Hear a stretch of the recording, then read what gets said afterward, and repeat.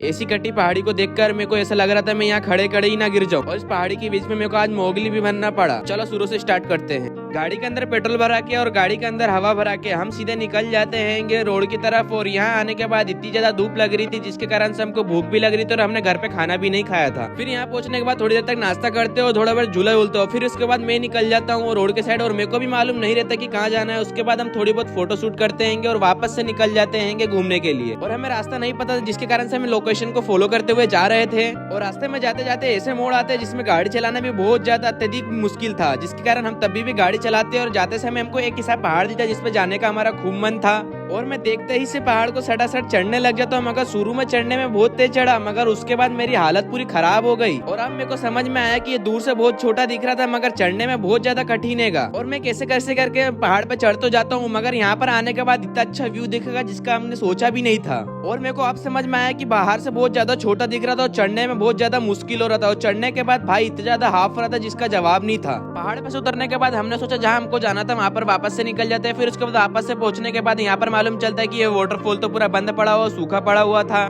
मगर यहाँ पर थोड़ा बहुत पानी था जिसका सोचा कि हम नीचे जाते हैं। मगर भाई यहाँ पर बहुत ज्यादा गर्मी लग रही थी जिस कारण से मेरे को टी शर्ट भी उतारना पड़ रहा था। फिर कैसे कैसे करके हम पहाड़ से तो नीचे उतरने लग जाते हैं। और पहाड़ पे जाने का रास्ता भी नहीं था ना उतरने का रास्ता था, जो हमको रास्ता मिल रहा था वहीं पर हम जा रहे थे। और थोड़ी देर तक चलने के बाद हम नीचे पहुंच जाते हैं। और यहाँ पर आने के बाद भाई यहाँ पर पानी तो थोड़ा बहुत था मगर यहाँ पर इतने ज्यादा पत्थर पड़े थे जिसका जवाब भी नहीं था। और ऊपर से ये कटी पहाड़ियाँ पूरी काटी गई थी। और आज का व्लॉग यहीं पर एंड होता है। मिलते हैं नेक्स्ट व्लॉग में नए टॉपिक के ऊपर।